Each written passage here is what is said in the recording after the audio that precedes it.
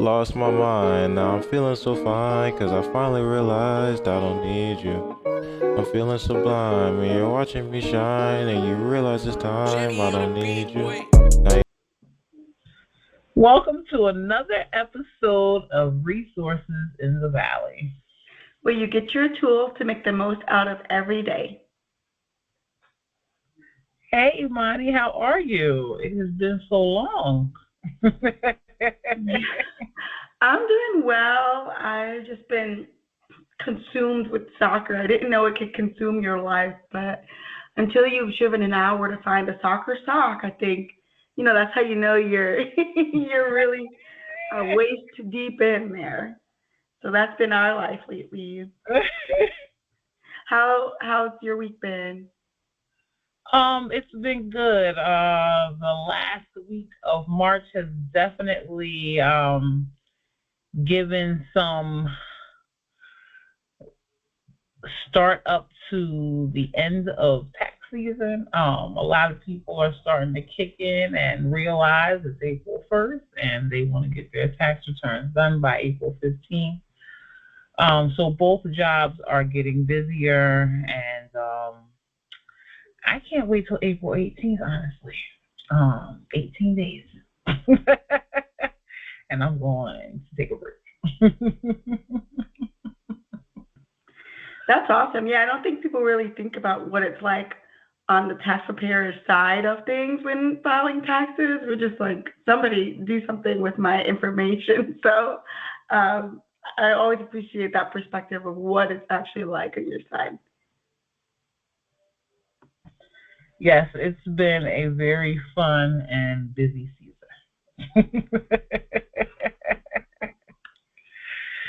So, last episode we talked about business deduction. Um, I went over a few business deductions that can be used for sole proprietor organizations, um, LLCs that file Schedule Cs, or any kind of business that files a Schedule C. And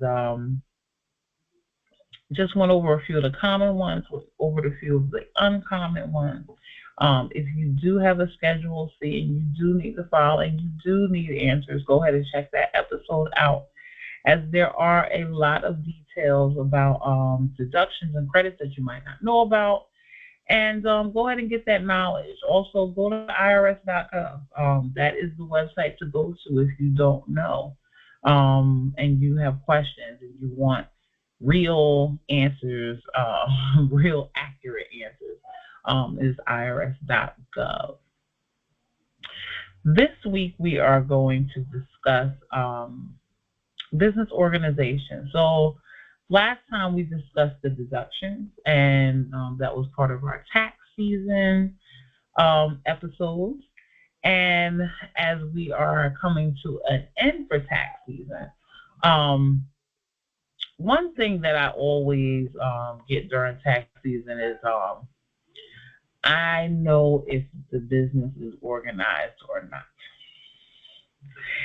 So I decided that let's go ahead and do a business organization episode. I believe that we definitely have covered some of these things before, but I just really wanted to talk today about the importance of organization, and not necessarily having to buy into things or necessarily having to have certain things set up in a certain time frame, but having a guide to the things that need to be done, especially in the first couple of years, and how things need to be booked, etc., and things like that, to maximize or to maximize your own benefits in your organization. Um, Not knowing these things can be a loss. They can be a loss. They can be a financial loss. They can be a loss on the business side, but they can pose a loss to you. So, knowledge is power. And I just believe that when you are starting a business, first and foremost, um, get a mentor. Get a mentor. Get somebody who will guide you along the way. Imani, do you want to tell us about a time and what you did when you first started your business? How did you organize? Or, what were the things that you put in place to kind of help you move along? What worked and what didn't? Yeah, absolutely. So I know that for me, it's been an interesting process. Unlike Brooke, most of my businesses have just been about like creating experiences for other people. So like think pop up uh, cup sales, that type of thing. And so I think that for me, each thing that I ended up monetizing was something that was initially a hobby or initially like a small group sort of thing that had success. And I would look to increase the number of people that are getting this information. Or if I release a book, I'm looking to have a book signing and a conference that speaks to the the topics of the book. So, and then that's more and more people coming to be exposed to both uh, just powerful workshops and then also the content of the books. Everything that I create is pretty much all connected. And I do think that one thing that worked really well is I never felt like anything that I created was meant to be on my own two shoulders. I always felt like there's probably other people doing similar things, and I never viewed other people doing similar things as a threat. I thought, great, let's build this network. Let's all make money together because why not? And I'll talk more about things that didn't work later on in that episode. But I do think that um, for creative people, sometimes our inspirational nature or being easily inspired is our kryptonite to where we're so excited, we're so passionate, we're so easily ready to like jump on something. But sometimes we don't realize the legwork that it takes and the key things that we need to build a strong foundation. So we're gone with the wind before we're really ready to be gone with the wind. So those are definitely my pros and cons. What about you, Brooke? Well, one thing I will say is I do commend you on starting small and then growing. A lot of people in general do like to put their goal very high and they like to jump from the base to the top. And if you imagine a set of steps, um, there's no way you can jump from the bottom to the top without going through those steps or having somebody support you um, to get to that higher level. So that's why I say I do commend you on starting small because when you do start small and then you grow, and let things grow kind of naturally or add more into the quality of the things that you're giving, um, then your business will grow. It will grow. Whatever whatever it is that you're doing, it will grow. Um, I have started many businesses. I've had cleaning companies. I've had my accounting company, of course. I've had I've sold things. I've had quite a few different companies. However, and this is I can say that I've had plenty of companies over the last 20 years, 20 to 25 years. Um, and some have worked and some haven't. However, having a support system has worked the best, honestly. Whatever it is with that company, like I started a cleaning company, so I had realtors giving me the cleaning services. I was doing mortgages. I had realtors recommending mortgages for me. So like there were different things that I had in place, and things worked out and they didn't work out. But I just believe that um, your support system probably is the most important part. of business organization. So today we're going to talk about organizing your business.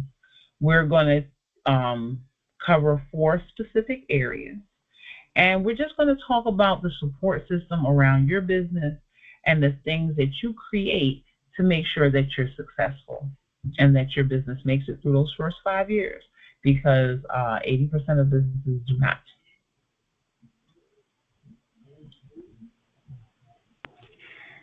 Yay, I'm so excited to dive in.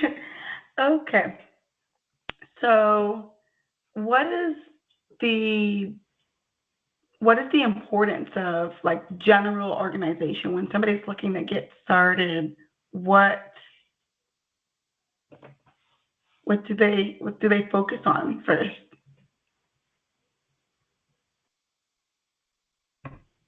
Well, I'm not going to say what they focus on first, because first, you want to build a business plan. You need to write a plan as to, number one, how you're going to make the money. Okay, what do you need to make the money? That's pretty much the basis. That's the first thing. Or what do you need to create this charity? Or what do you need to create this service? The other question is going to be not only what do you need now, but what do you need to keep it going? Okay. Those questions are the first questions that you want to answer, because if you don't know how you are going to make income, then you don't have a business. You have a hobby. And a business needs income to float.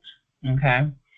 Now, when I talk about organization, yes, we are going to talk about incorporation.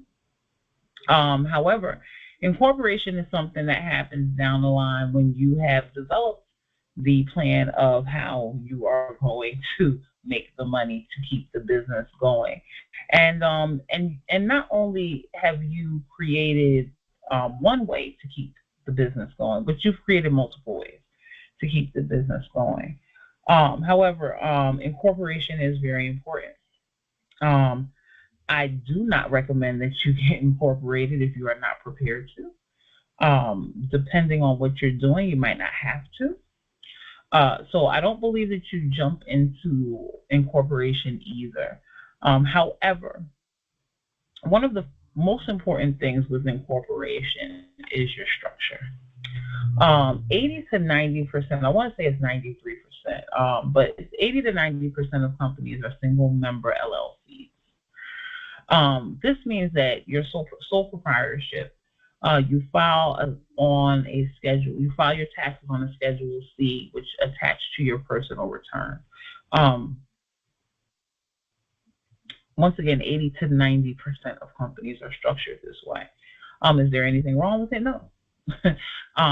Does it benefit you tax wise? It depends on your situation. So, and then it also depends on where you're going. So sometimes the LLC or the sole proprietorship is where you should start. It might not be necessarily where you're going to end up or where your direction is going to lead you to. All of this matters. All of this matters, and this is the reason why you need to have conversations. One of the things I think I said, yeah, I just said, is you need a mentor. You need a mentor. You need partners in business. You need people that have similar businesses that have already done this with you. You need honest people in your corner, accountants, lawyers, um, legal assistants, bookkeepers.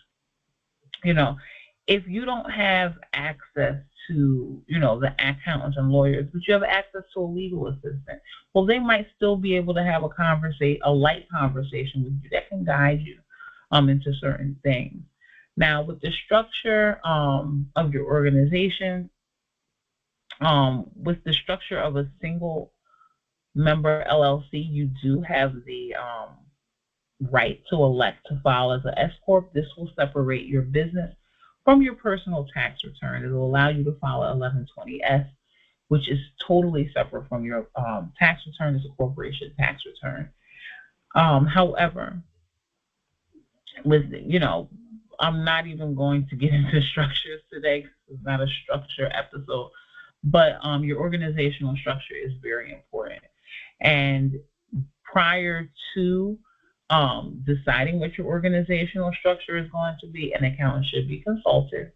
If an accountant is not consulted, then research needs to be conducted.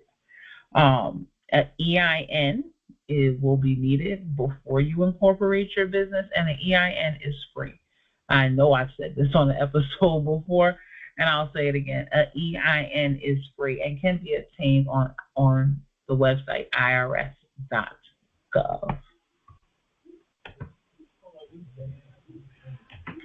Thank you for sharing that. I think um, going back to just people who are creative or easily inspired, I think off to the races often means without a business plan. So that's awesome.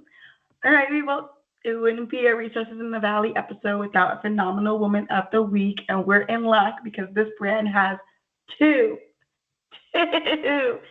Um, so I love this brand. I actually got to we actually got to do a little bit more research about them for the episode. I've just been happy following and saving and reposting. So the brand is called Millennial in Debt. It's a financial literacy blog. They provide incredible, helpful, practical knowledge in the digital financial space. They cover things like debt management strategies, passive income opportunities, investing, and they even have an email newsletter for fully remote jobs, and they send them out weekly. And they're like tech jobs. I mean, just it's an amazing amount of research that goes into this brand on the back end. And then one of the other things that I really love about the brand is you can hear about things in the news or read things read things online, such as like banks getting shut down and stuff like that. Sometimes when we hear about financial news, it's hard to decode it. And that's one of the things I've loved about our most recent episodes here. But I think Millennial in Debt does an excellent job of just decoding, and she will just say in the first sentence, what does all this mean? Or WTF is a bank shutdown. So it's very just millennial friendly, and I love it. So the two women are Melissa and Shakira. Melissa does the financial consulting arm of it, and she's also pretty much like the face on social media. You'll see her partner in the business, Shakira, but the reels and posts and things like that, and even the emails tend to be from her. She talks about getting rid of debt, how she paid off $102,000 of debt on a teacher's salary, wealth, budgeting, saving, and even just building the financial future that you want.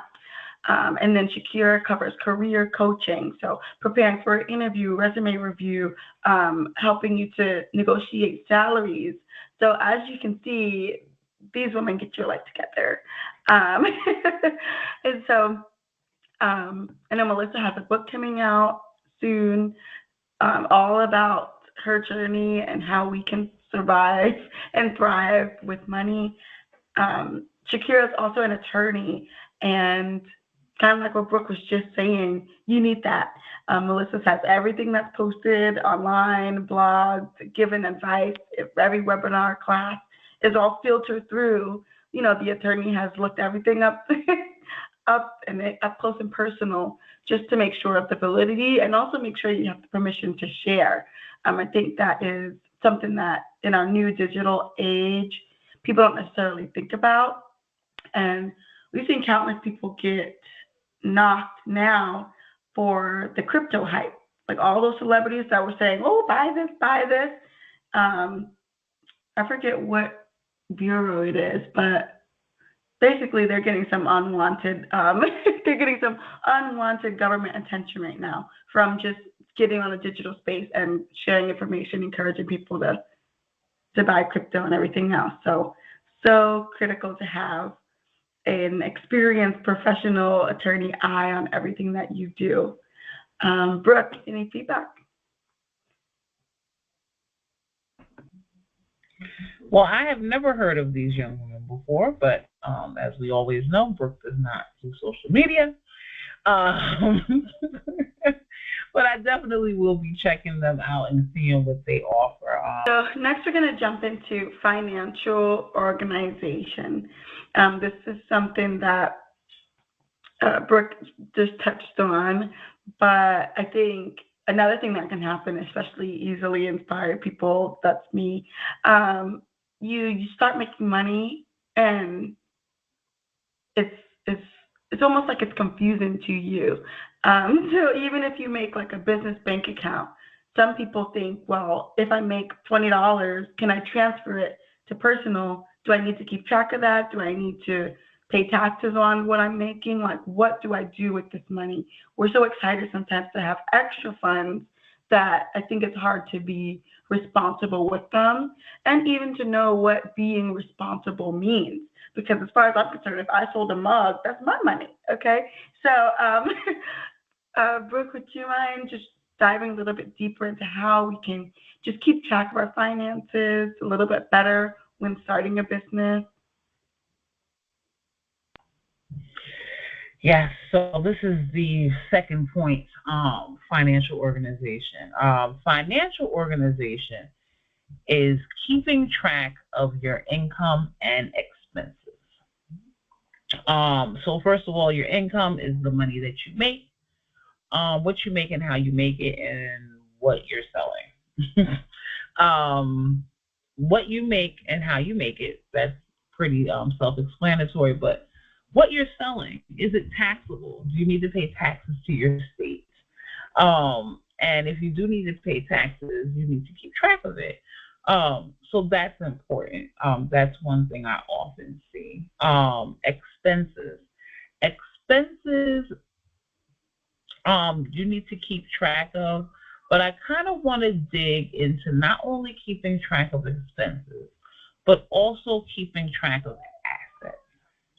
Um, Keeping track of assets are very important. If an asset is worth, I would say over $1,000, then that asset might be able to be depreciated. If you're going to use that asset over 1 or 2 years, that asset can be depreciated.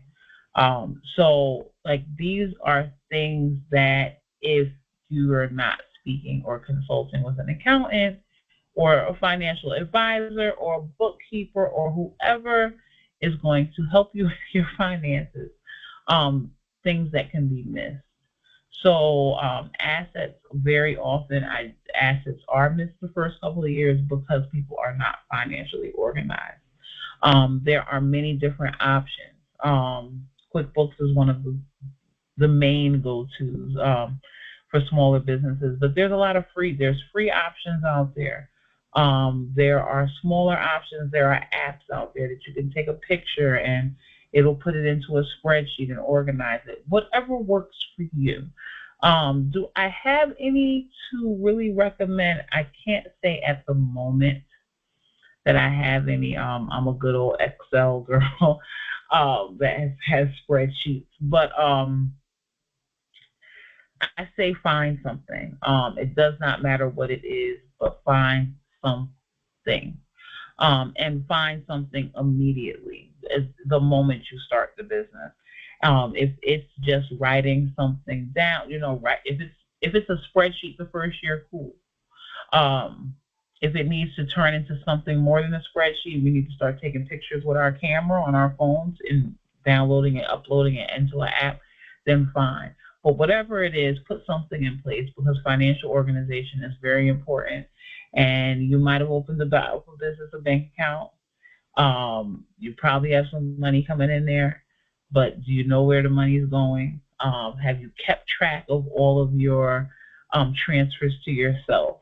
Have you kept track of what you paid yourself? Have you kept track of the money that you invested into your business? So, all of these things matter, and they always come into play a couple of years down the line after you haven't kept track of it when it's important and you're trying to figure out What do you owe yourself, or what have you put into your company, or what is the value of the things that you put in. I guess one question that I have, just very briefly, is that when it comes to keeping track of your finances, sometimes people use spreadsheets or sometimes people use apps.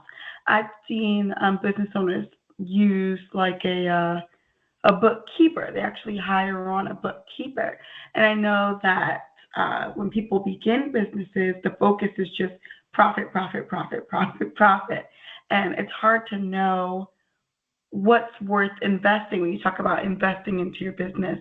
Like what aspects might be worth investing in early on. Would you recommend a certain time frame or a certain maybe amount of profit or something like that, where you might want to get a bookkeeper or get professional help? Or do you kind of feel like you mentioned, it's just up to you, whichever method works best for the business owner? Well, number one, I'll say is know your strengths. If you are great and you are great at Excel sheets and you can keep track of an Excel sheet, great, do that. However, most people are not comfortable with Excel sheets. So that's why I say use an app. If you can't afford to hire a bookkeeper, use an app. Take the pictures, do your organization at night, in the evening, hours before or after dinner or whatever. But dedicate that time. Just don't let it fall to the wayside and say, I'll just deal with it during tax season. Because um, if you wait until tax season, it's not being done properly. There's no way. There's no way that an accountant that does taxes is going to go through your transactions for the year and truly classify them. They might do something quick for you, um, as far as estimating it, but they're not going to do a thorough job as far as classifying it, as far as making sure your assets are categorized properly and that they're booked and that you're getting your depreciation and things like that. When you deal with an accountant or a bookkeeper and you have somebody who knows how to book things properly and they're booking them all year, now you're benefiting yourself. Like, you're going to benefit from that. You're going to benefit tax season. You're going to benefit on tax deduction. You're going to benefit on knowing exactly where your business is and where it's going.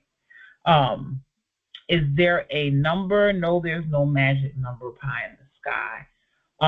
However, what I will say is if you can support yourself from your business, then you need to hire a financial, an accountant, bookkeeper, somebody, especially if you don't have a handle on it. Especially if you don't have a handle on it.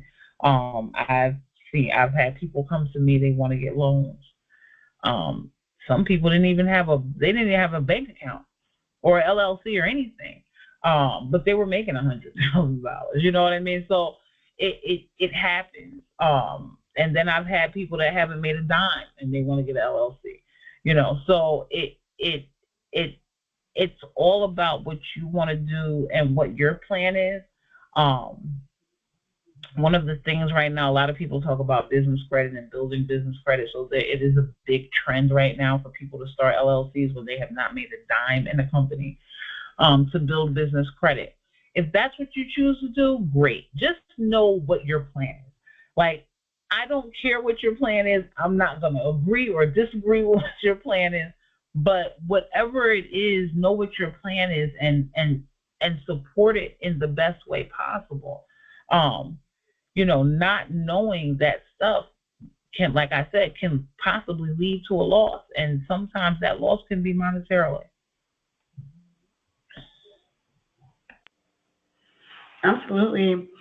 So, organizational management is something that I have been very interested in learning in recent years because I think talking about community earlier and putting things on my own two shoulders, I think when it came to certain aspects of the businesses that I wanted to create, I was good at like delegating.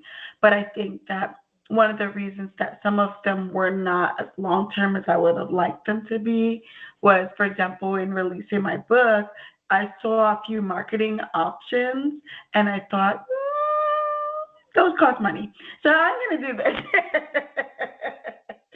So I think, just going back to the idea of like what does it look like to invest in your business? I think it's sometimes easy to invest like time, energy, filling up your notes app with different ideas or things that you could do and try. But sometimes the last thing we think about is getting help, getting people who are well versed in those other areas to to help us with our business, even if that's on a project basis. Like I wonder, and I guess I don't have to wonder for long because I'm gonna actually do it. But like for so many people, when they want to get started with something, they say, "Well, I can't hire someone to do marketing for me because I'm not going to be paying someone an hourly salary for the next couple of years because I'm hardly paying myself." But these days, there's certain things like, project based, okay, project based, or a certain turnaround or a certain campaign that you're running or whatever it is, where it's like you can also move people around and move opportunities around on an as needed basis. It doesn't have to be like you're the CEO and you have the CFO and you have, this all the time. But for people who do feel like they're ready, they're making enough to get more permanent help.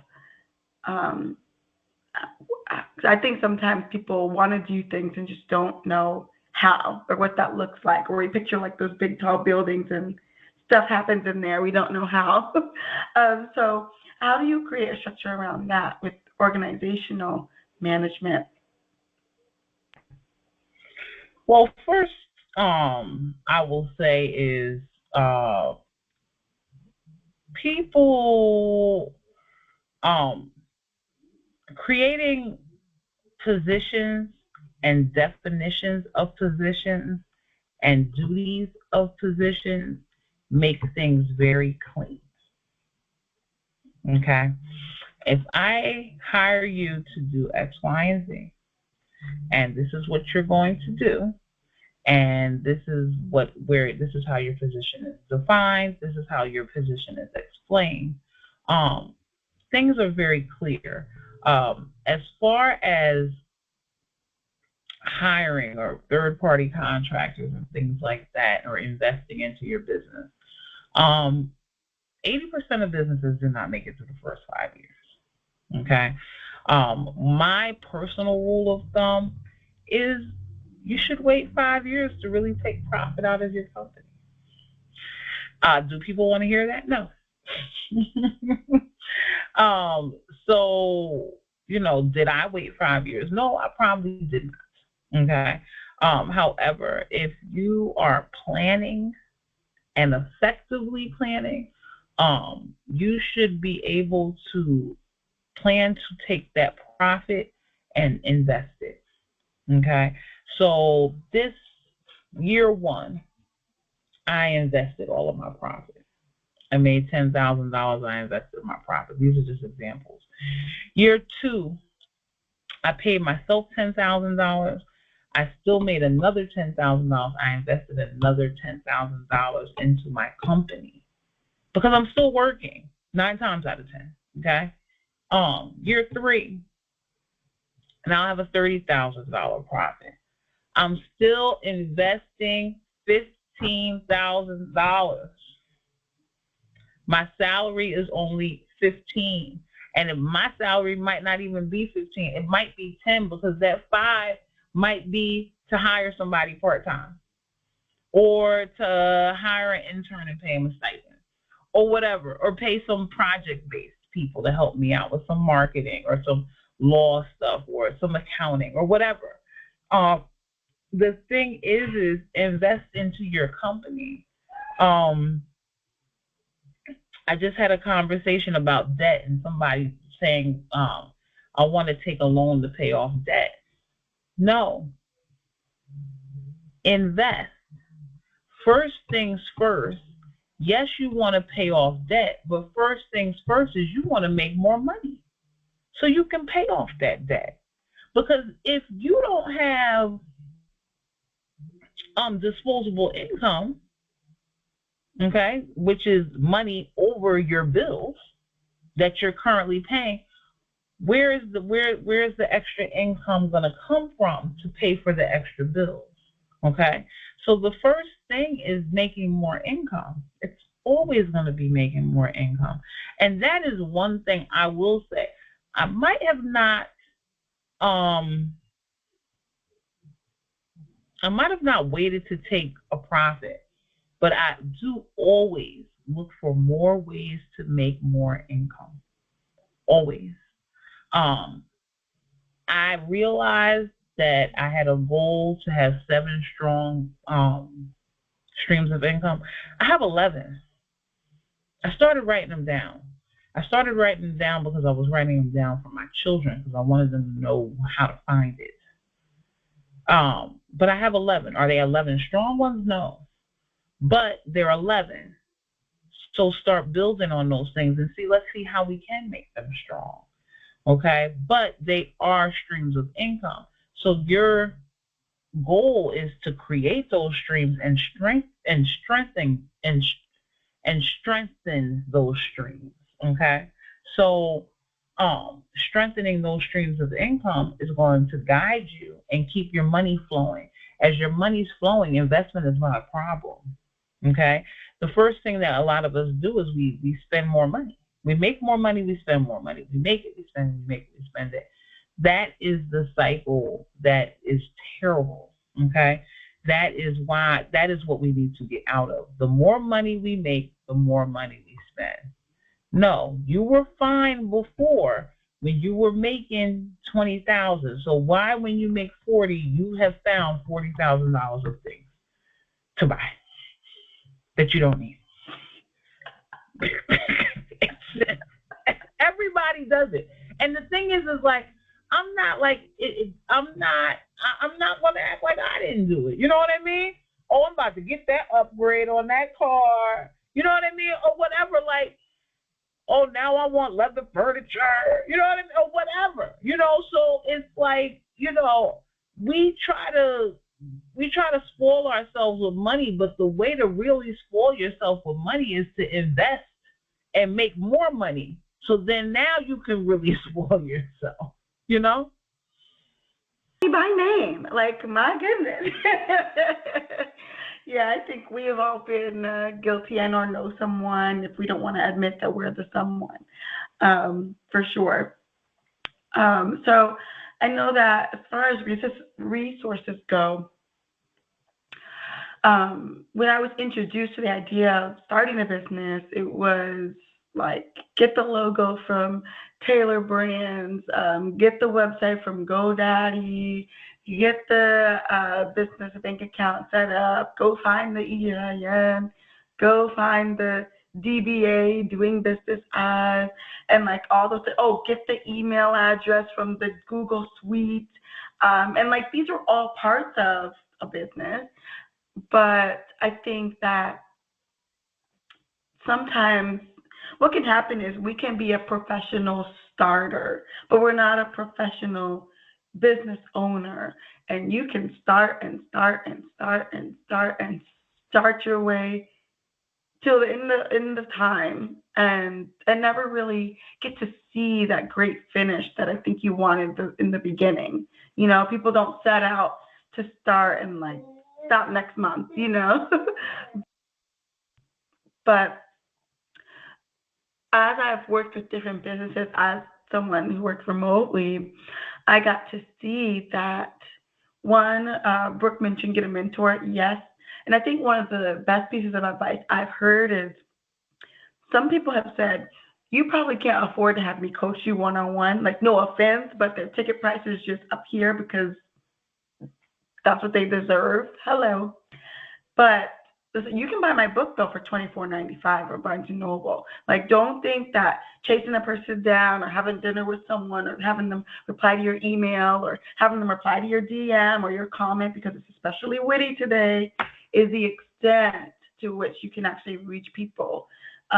Many people were blogging. You probably could find old blogs. Many people have websites where they have already done the legwork for you of saying, these are my top 5 focuses. They'll give you topics, they'll give you themes, they'll give you resources because they're looking to get new people engaged in their content. But that is doing the legwork for you, saying, well, where should I start? So books are really great. Podcasts are really great.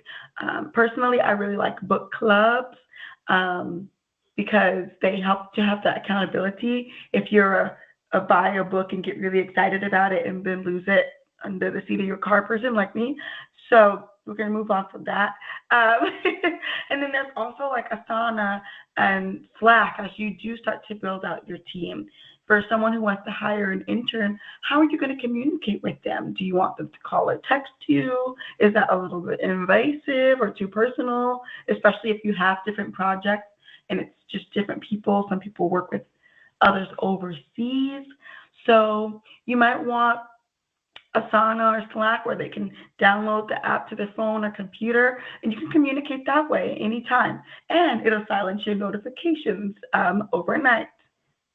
Your phone won't do that necessarily. They can just click notify anyway. Moving on. There are also really cool new platforms in this AI world. I mean, I'm skeptical because I saw iRobot. So I don't really like certain things, but this one has made a lot of waves lately. Chat GPT, and people use that for captions on the videos. They use it to write emails. They use it to write blogs. They use it for almost anything where you need words. So, I mean, it's really great to have editing, like Grammarly, but this will help you to write your own message, and then you can say, I want to sound professional, or I want to sound assertive, or I want to sound confident, and it'll change keywords in what you're writing, and boom, you're confident. Well, not you, but this version of you. So I think that alone is also just really great training on how to convey a message effectively and how to get certain things across. So I think also lastly, people start like social media, and I think it's really great. I remember being up late at night. Is this one there? Oh, it's taken. Man, there's nothing worse than trying to start a business email or website, and it's taken. And people will, I'm not going to get on the tangent, but lots of stuff is taken. So it's really great to do all the fun parts, all of the external parts that other people see, but it's just as important to get those resources so that you can have a tree of a business with really deep roots that extend far out around where anybody can see, but you've done the legwork to get it to that point. Yeah, Imani gave some very great resources. Resources is the fourth piece of this. You have to have resources. You have to have support system. You have to have go-to people. You have to have go-to resources. You have to have go-to websites. You have to have go-to app. So one thing I will say that social media is really great for is finding what's free. What is free that can do something for you, channeled to just that, what you need to be done. So then that way you're not paying and exerting, paying for something that you don't need at the moment. Something that you might need in the future, but you don't necessarily have to pay for it today. Social media is really good at that. Also, social media is very good at delivering information. I will say, though, still research your information and make sure it's accurate. But social media is great for resources. It's great for apps. It's great for things that you're not sure of about your business that you might want to know. So the thing is, resources are very important. Have a list of at least 20 resources before you start that company. Hopefully it should build to 100. You can never have enough resources. So we hope that you have learned something about business organization today. It's very important, and we want you to, just realize how important it is in those first steps of creating your company and just making sure that you all have a support system in place. And if you don't, visit our website. Our website has great resources, and a lot of our website points to other people who also provide great resources. So definitely check out resources in the Valley website. Well, this week I would say, double check your support system, double check your organization. How can I get more organized to reach more clients? How can I get more organized to make more money? What are the things that I can do in place that are going to help me move along? Yeah, and also Brooke touched on 4 areas. I think that's a pretty good way to just check the temperature. How are you doing? If you have already started, looking at those 4 areas, the general organization, financial organization, organizational management, and resources. How would you score yourself from 1 to 5? 5 being I'm killing the game, one being I haven't thought about that at all, which, as Brooke mentioned, it's possible to do that. It's possible to get excited, or it's possible to be an expert in an area, struggle in others. So I think, another thing is you can just write a quick list of these 4 things, go take a look at what it is you're already doing, and look at where you may need some additional support, resources, things like that. Um, so I think that's a really great place to start. I'm going to do it myself. I think we both are. Alrighty. And with that, we are wishing all of you beautiful angels a blessed and productive week. And remember, you all will get through this valley too.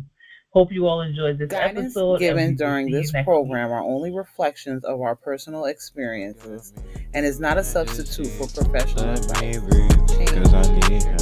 Stay faithful, not hateful. I'm playful, cause he got me. He called me his angel. I'm flying to heaven. Just know that he sent me from heaven to flex you.